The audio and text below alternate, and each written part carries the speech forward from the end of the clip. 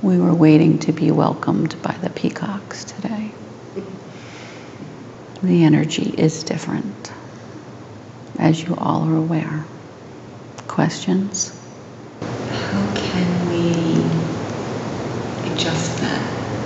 What changes can we make to help bring the energy back into its regular flow?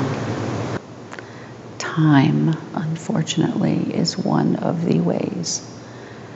It will adjust, but it will take time, a rebuilding of the positive energy.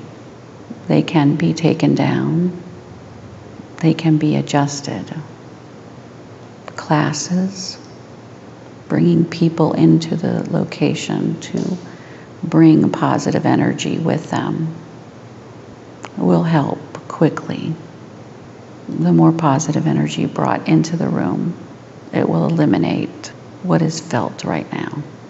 Are there panels that have good energy and some that don't have good energy with us now? There are some that are unhappy. They were not made with love. There is jealousy here. Can we correct that and make them feel love? You can, but it will take time. It is in the material, the carpet. Will these panels have an effect on the classes that come in tomorrow? They will have an effect on all of the classes for a while. A negative effect? In effect, it may be negative for some who are very sensitive. Others will not notice it. And some may love the panels. There will be a mixed reaction. Are they doing what they were intended to do and helping the sound to take away the echo? Are they doing what their intention is? They are doing what their intention is. Part of their intention is to take away the echo. That has been done. But at what expense? It will fix itself.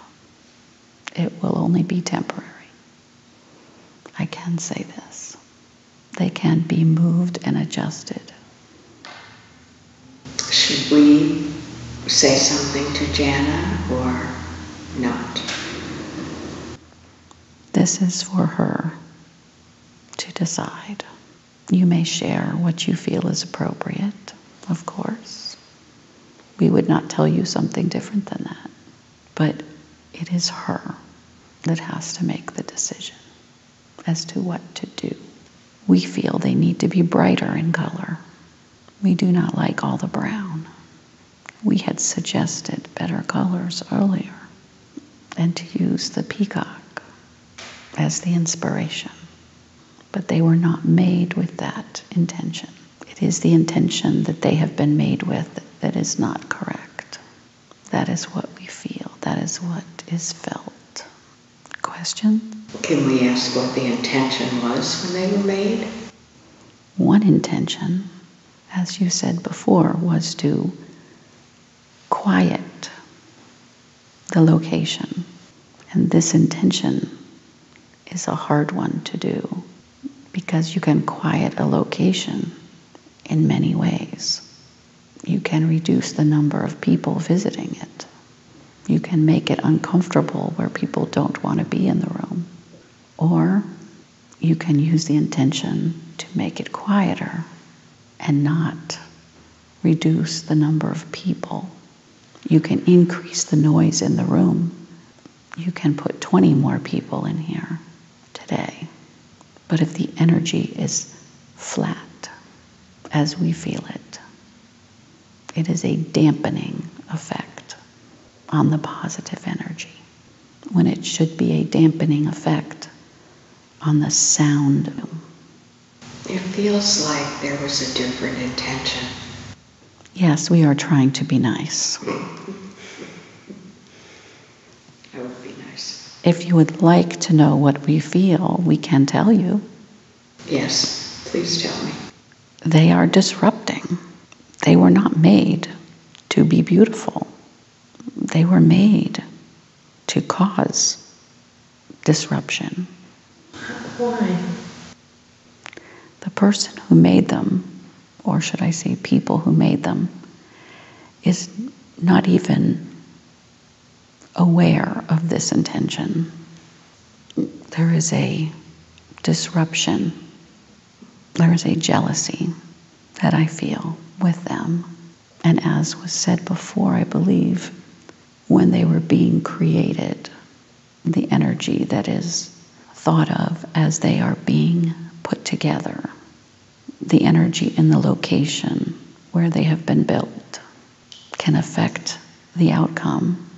If you tie a knot in a shoelace with the intention of love, it is different than tying a knot in a shoelace with the intention to not have the shoelace untie. This happens everywhere all the time.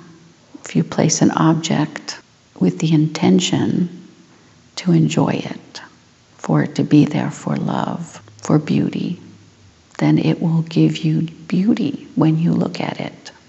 The intention of these should be beauty. That should be part of the intention.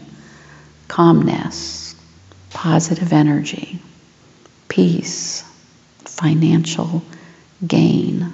There should be many pieces of energy that should be put into these as they are being made. Are you all familiar with a dream catcher? Mm-hmm. Mm-hmm. As each knot is tied, energy is placed into that knot. As each string is woven, it holds the intention. And the intention when these were made, well, I don't believe there was a specific intention other than to quiet the noise. And this location, it is important that everything brought into it is brought in with love and peace and calmness and prosperity. Question? I'd like to ask in my volunteer work, when I go to volunteer, I understand, or I feel, that when I send energy to a person who is very critical or in stage, I sometimes see it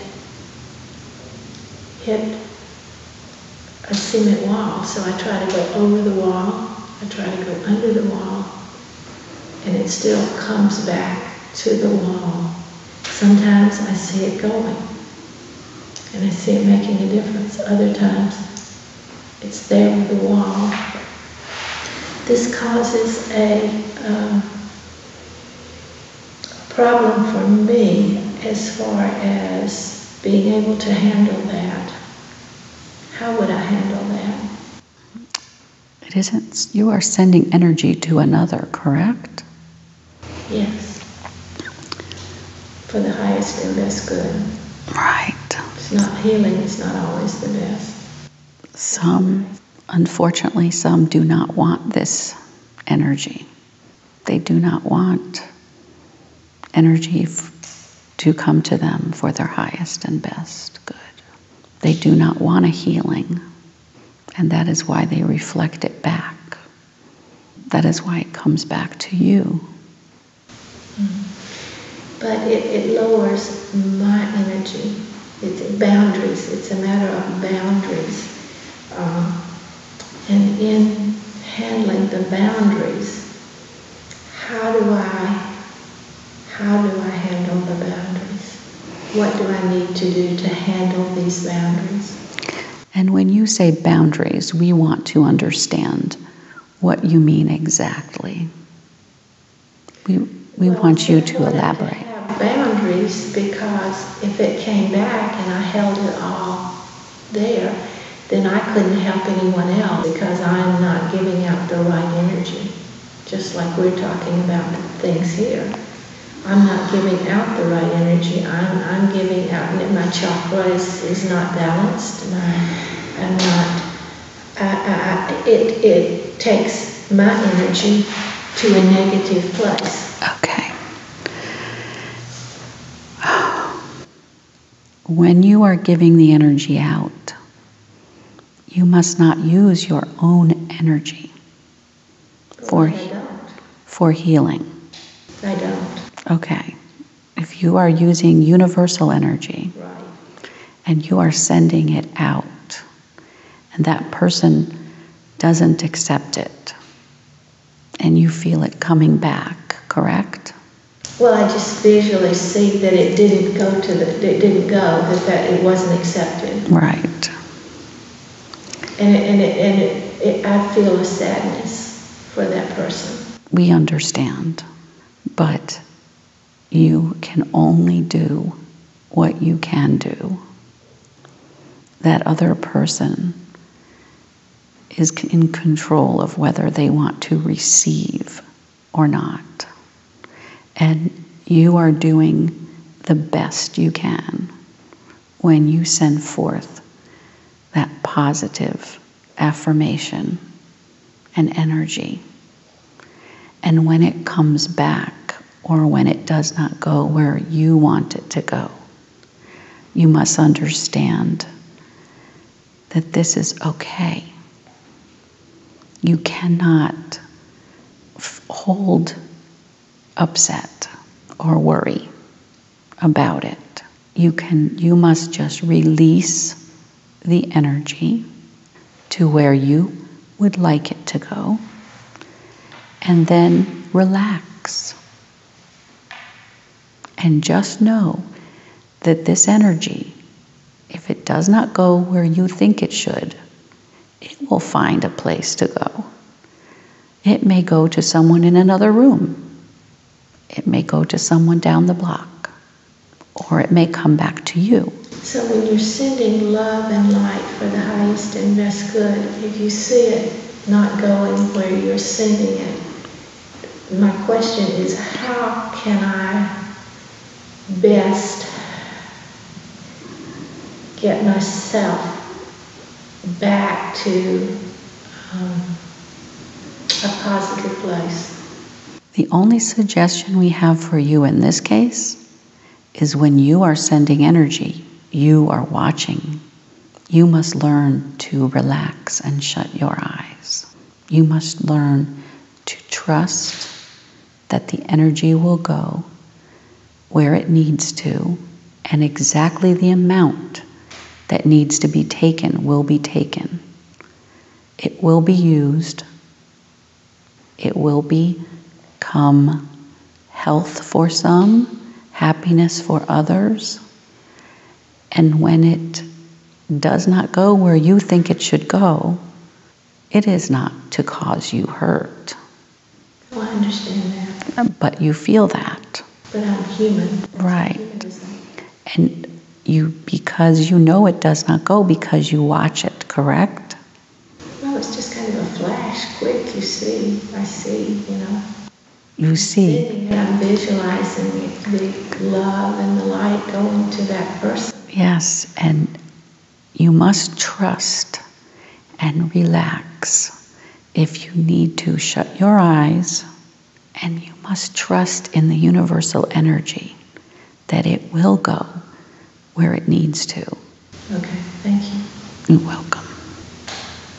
Well, is there a way to protect yourself from, I call them energy zappers, that suck your energy from you? Is there a way to protect yourself from that? Avoid them. Yes, number one. But if you can't, how do you put white light around you, I guess, to protect you from their negativity? The best way to protect yourself from negativity is to be positive. When you feel someone pulling at your energy, which is what you feel, give them energy. Say, well, then this is a person who needs energy. This is a person who is lacking in love. This is a person who does not understand what they do. Or maybe they do understand it. And they are trying to pull from your energy. But you have to understand you have no limit to the energy that they can take, because you have access to unlimited universal energy They cannot deplete your energy. And this is what you must know. When you feel it, shrug and say, take it. I have much more where that comes from. You must be happy to give. Allow them to take. For once they start taking love and positive energy from you, they will not feel negative energy. And you will actually heal them. It will take time. And you may not want to participate in this unless it is someone who you love or should love, and someone you see and cannot avoid. But we do suggest, if it is someone that you do not have to be around, do not be around them. Let them go their way and you go another. If you do not feel comfortable in a situation, do not be in that situation. Questions? In order to help someone, should they ask to be helped? And we don't just do it to them. We wait for them to ask for healing or guidance or... Are you asking, is it appropriate to give healing to someone who hasn't asked for it? Yes. It is appropriate to give love and healing to all. As we've said, there is no limit to this, to love, to energy, to healing. And when you see someone in need, you may give it freely. But it does better if you do a question to their higher self. If you ask permission, you may do it quietly, silently, just in your heart. Just say, I am sending energy. I am giving energy for the highest good, for the best. I am sending love or healing. And say the person's name. And you can ask that person to accept it. And some will, and some will not. But their higher self, if you ask for their higher self to answer, sometimes you will get a different answer than if you ask the person.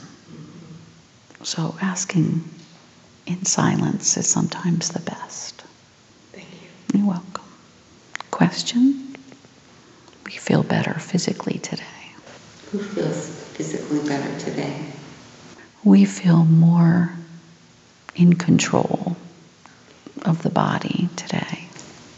As a group, we won't be getting together for a while now. Are there any suggestions what we can do in the weeks ahead to prepare for our next session when we meet again? Yes. We will make sure, number one, that we will continue this dialogue with Dianne. We will put in place others near her that will be able to assist her throughout the summer.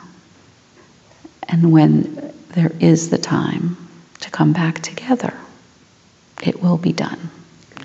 And as far as preparing for it, all you have to do is what you are doing here. And that is sit, even for 10 or 15 minutes. Some of you do this already. It's just continue to meditate.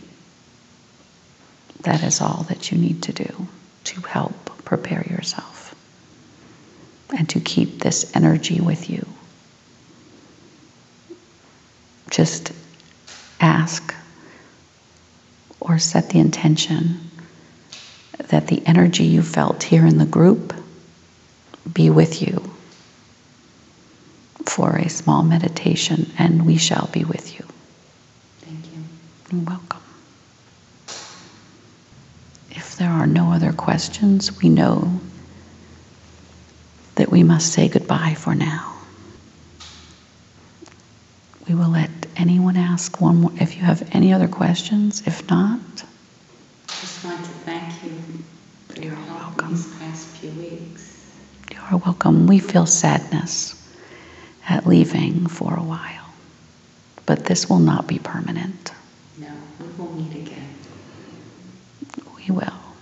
And we will be there for you. Thank you. Thank you for being with us. You are welcome. You're welcome. We'll miss you. We will miss you.